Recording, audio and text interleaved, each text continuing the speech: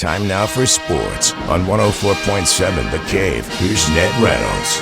Mike, the intern Ned Reynolds in the studio Tuesday morning. Got some pretty good news yesterday at Andy Reid's press conference. Got 3 Chiefs players that are getting ready to return, according to what he had to say. And I think probably Juju Smith-Schuster is the closest one. He has the hamstring injury, and I guess they have that straightened out to the point where he won't damage it too much by playing. So he could be back in time for their game Sunday against the Buffalo Bills. The others are Isaiah Pacheco and Charles Omenihu, both of whom are making great progress in their recovery. Pacheco, of course, had the leg fracture that occurred early in the season.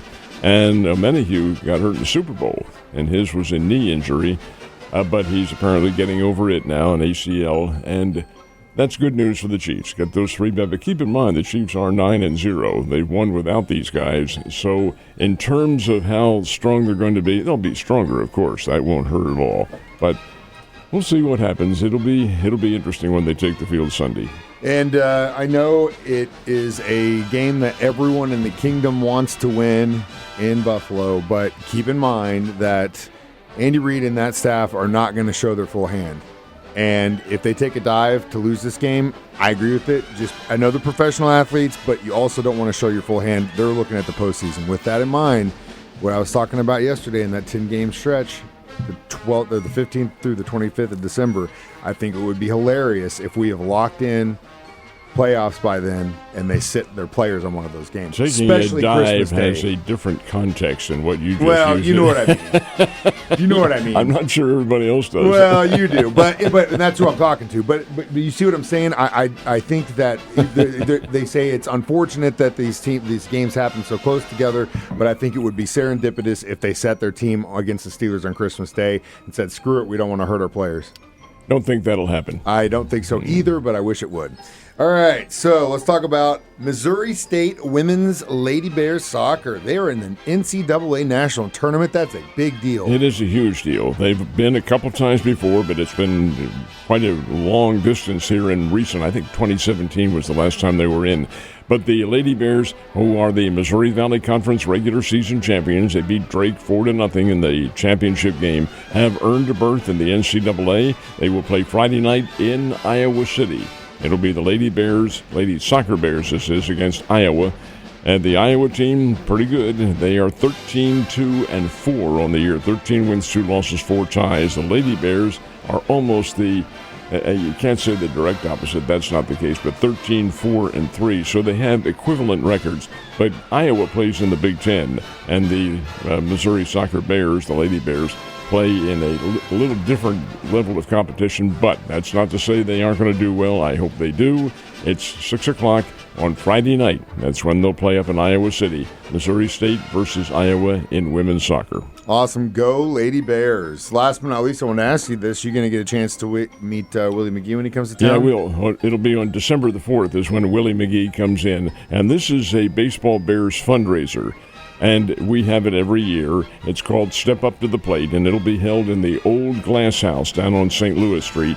And Willie McGee will be our star. You might remember last year Ozzie Smith was here, and we had a huge crowd for that one. Well, Willie McGee, who was Ozzie's housemate for many, many years, and a former National League Most Valuable Player, is coming in from San Francisco to be the guest. It'll be a fun time, but most importantly, it raises funds for the baseball team, and that is the key. This will be the first year for Joey Hawkins as the head coach. He's been the assistant coach, but now that Keith Gutton has stepped down, although has he really, because he's around much of the time. Nonetheless, it'll be a good time for everybody. It's December the 4th. That's a Wednesday night, and that's the old Glass Place down on St. Louis Street. Basketball Bears were here in town last night. How'd they do? It was the home opener for Missouri State, and they were playing a Division II team, Missouri Southern State, from down in Joplin. The game counted. It counted for the Bears. It did not count for Missouri Southern. It was an exhibition game for them. But for the D1 team, it was a game that goes into the records and does count. Now, in terms of getting any kind of points for it, well, it's going to be limited because it's a D2 team. But if you lose, oh boy, that can really be costly. Well, Missouri Southern did give the Bears a nice little fight. The score is 90-61. Missouri State wins the game. That's a little misleading because it was a close game, relatively speaking. The Missouri Southern State Lions were within 10 points with about 6 minutes to go, and that's where Conzo turned on the defense and really caused a lot of turnovers. He changed the pace of the game a little bit, and Missouri Southern unable to handle it. Southern is 0-3 on the year. And the Bears come away with a 90-61 win. So that's good. Next game will be Saturday afternoon at 1 o'clock in the Great Southern Bank Arena. And the Bears are playing an old, long-time Missouri Valley, I should say, conference rival, Tulsa Golden Hurricanes. They haven't gotten together in years. This is a great rivalry and a good test for the Bears. Tulsa plays in the American Athletic Conference. Good level of competition. We'll see what happens. Bears 90, Missouri Southern State 61. Good thing. All right. Mizzou had a date with a team from the Pacific Northwest last night. How did the Tigers do? This is Eastern Washington. They played in Eastern Washington's Big Sky Conference. They are D1, and they're pretty good. They've been to the NCAA tournament on several occasions. Mizzou beat them, but not substantially. Eastern Washington came back and made a game of it in the second half. 84-77 was the final. It's Missouri's second win of the year. They lost to Memphis, but had beaten Howard, and now they've knocked off Eastern Washington. It's a little bit more difficult than this from here on in, but the Tigers do get their second win, and it's 84-77 over Eastern Washington.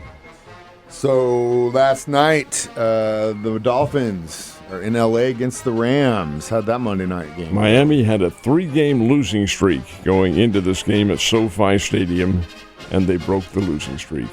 Did not expect that at all. It was Miami 23, Los Angeles Rams 15. The Rams just can't seem to get things consistently on the peak of things. They sometimes come out and play very well. Other times they kind of go through the motions, and they were going through the motions against Miami last night. Miami put it to them.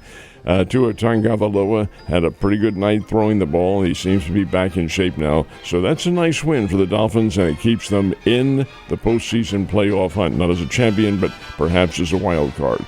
Miami 23, Los Angeles Rams 15. The wild card situation, I know we're only in week 11, week 10, but it's looking really interesting right now because the Chargers could get the wild card spot. Ravens are in the wild card spot. And, that's pretty much it. But those, then the Steelers, the Steelers and Ravens are tied with the AFC North. So that's going to be a battle all the way to the end, which it usually is. And it's fun to watch, and I'm glad it's not my division. Ned, you have a great day, and I'll see you tomorrow.